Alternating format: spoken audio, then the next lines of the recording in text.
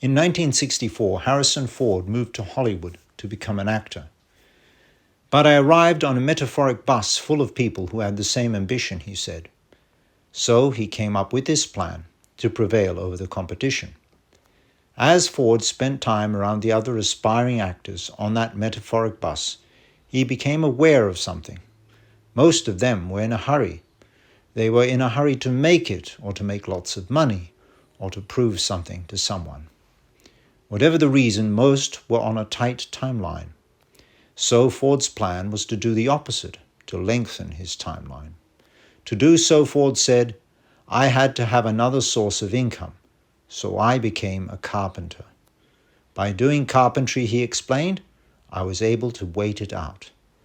And as the years went by, the attrition rate eliminated many of those people from the competition pool until finally there were only a few of us left on the bus from that entering class. I always saw life that way. You just have to find a way to stick it out, to prevail. Takeaway 1. Ford chose carpentry for 2 reasons.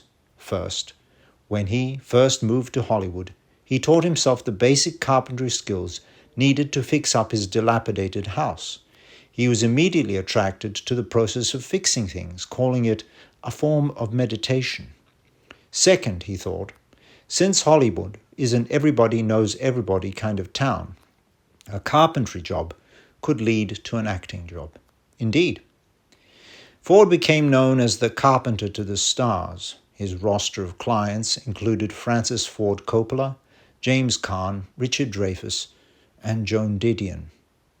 Most famously in the early 1970s, Ford was building an elaborate portico entrance at Coppola's offices where Coppola's friend George Lucas was leading casting meetings for Star Wars. One day Ford said, I was asked by George if I would read with the other actors. There was no indication that I might be considered for a part in the film. I read with about 300 actors, and weeks later they asked me if I wanted to play Han Solo. Takeaway 2.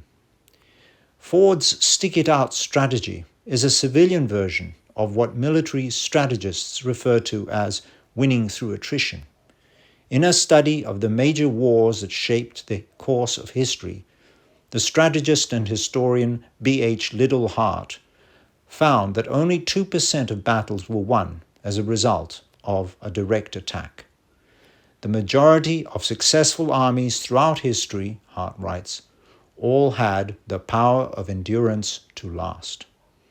As Ford put it, you just have to find a way to stick it out, to prevail.